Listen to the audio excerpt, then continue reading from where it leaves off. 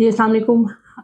आज का जो टॉपिक है हमारा ये है कि हमल के दौरान अगर फ़ास्टिंग रमज़ान आ जाता है तो क्या आप रोज़े रख सकते हैं या नहीं रख सकते? ये तकरीबन हर पेशेंट आके मुझसे क्वेश्चन करता है, इस पे एक जनरलाइज़ सी वीडियो बना देते हैं। जब फ़ास्टिंग होता है तो फ़ास्टिंग के अंदर ऑलमोस्ट तकरीबन 14 से 15 घंटे हमें भूखा रहना होता है और उसके बाद हमारे पास तकरीबन नेक्स्ट कोई 10 टू 11 आवर्स होते हैं जिसके अंदर हमने अपना खाना-पीना पूरा करना होता है।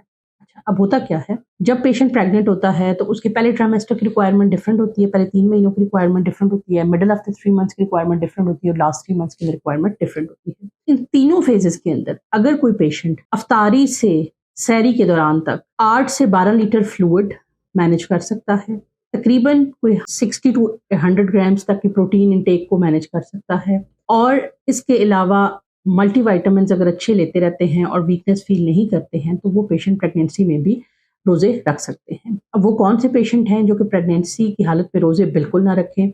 वो पेशेंट जिनको शुगर है। हमल में अगर आपको शुगर है तो आपने रोज़ा नहीं रखना है। क्यों? क्योंकि शुगर बहुत लो हो जाना या एक्सट्रीमली हाई होके बच्चे को नुकसान का खतरा हो सकता है। वो पेशेंट जिनका लाइकर वॉल्यूम कम आ रहा है। अगर आप शुगर रखेंगे तो आपके बच्चे का पानी 0 हो जाने का खदशा है, इसलिए आप बिल्कुल रोज़े मत रखिए। वो पेशेंट जिनका ब्लड प्रेशर हाई रहता है और उनको अपने ब्लड प्रेशर को मेंटेन करने के लिए मेडिसिन्स की ज़रूरत पड़ रही है, उन पेशेंट को भी अक्सर 3 टाइम ब्लड प्रेशर की दवाई दी जाती है। ब्लड प्रेशर की दवाई जो हमल में इस्तेमाल होती है, वो जो सेफ एंड सिक्योर मेडिसिन है, उनके इफेक्ट 6 से 7 घंटों में खत्म हो जाते हैं और फिर दोबारा से ब्लड प्रेशर हाई होने का खदशा हो सकता है। तो वो पेशेंट जो हमल में ब्लड प्रेशर का शिकार हैं, वो भी जो है वो मेडिसिन जो कि बार-बार यूज़ करनी पड़ती है, तो उनको भी रोज़ा नहीं रखना है। अगर आप एक लो रिस्क पेशेंट हैं और आप अपने फर्स्ट ट्राइमेस्टर या थर्ड ट्राइमेस्टर में फॉल कर रहे हैं तो आपके अंदर न्यूट्रिशनल डेफिशिएंसीज, क्योंकि फर्स्ट ट्राइमेस्टर के अंदर बच्चा अपनी बनावट पूरी कर रहा है और कोई भी फॉलिक एसिड और किसी किस्म की जो डेफिशिएंसी है वो बच्चे के अंदर एबनॉर्मेलिटी का बायस बन सकती है और लास्ट ट्राइमेस्टर के अंदर बच्चा अपना वेट पूरा कर रहा होता है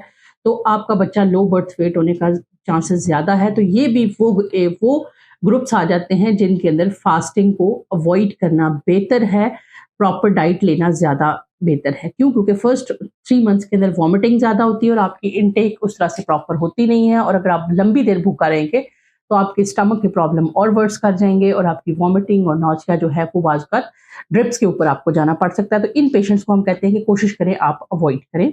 लास्ट 3 मंथ्स के अंदर क्या होता है कि पेट के अंदर जो जगह होती है वो यूट्रस मोस्टली ऑक्यूपाई कर जाता है, तो आपकी ईटिंग कैपेसिटी कम हो जाती है, इसलिए आप उन 11 से 12 घंटों के अंदर यूजुअली अपना फ्लूइड इंटेक और प्रोटीन और मैक्रोज वगैरह का इंटेक पूरा नहीं कर पाते हैं। तो लिहाजा इन पेशेंट से भी हम कहते हैं कि आप फास्टिंग को अवॉइड करें तो बेहतर है, या एक आध रोजा रखें फिर एक दो स्किप करते हैं। लेकिन अगर आप मिड ट्राइमेस्टर में फॉल कर रहे हैं, यानी आप 16 से लेके 28 वीक्स के दरमियान हैं, तो ये वो टाइम होता है जिसको हनीमून पीरियड ऑफ प्रेगनेंसी कहा जाता है, क्योंकि इसके अंदर ना तो बच्चे का वेट बहुत ज्यादा होता है, इनिशियल की नौशिया वॉमिटिंग सेटल हो गई होती है, बच्चे की न्यूट्रिशनल रिक्वायरमेंट बहुत पीक पे नहीं होती है।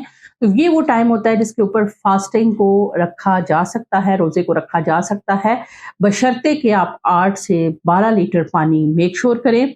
आप अपनी डाइट के अंदर 2 मेजर मील्स और 2 स्नैकिंग, जिसमें कि हेल्दी फ्रूट्स की ऑप्शंस होनी चाहिए, वेजिटेबल्स की ऑप्शन होनी चाहिए, प्रोटीन की ऑप्शन होनी चाहिए और हेल्दी फैट्स की ऑप्शन होनी चाहिए, उस पे जाएं। अगर आपने पकौड़ों समोसों के साथ रोजे रखने हैं और सिर्फ शुगर वाले पानी के साथ रोजे इफ्तार करने हैं तो वो मेल नरिशमेंट के चांसेस बहुत ज़्यादा हाई होते हैं। पाकिस्तान में वैसे भी अनीमिक पेशेंट बहुत ज़्यादा होते हैं और जब प्रेगनेंसी के अंदर कॉन्टीन्यूसली ब्लड फ्लो करके बच्चे की तरफ जा रहा होता है तो मदर का सेल्फ अनीमिया होने का और उसके अंदर लो बर्थ वेट होने का और बच्चे का लाइकर वॉल्यूम कम होने का चांसेस काफ़ी ज़्यादा होते हैं।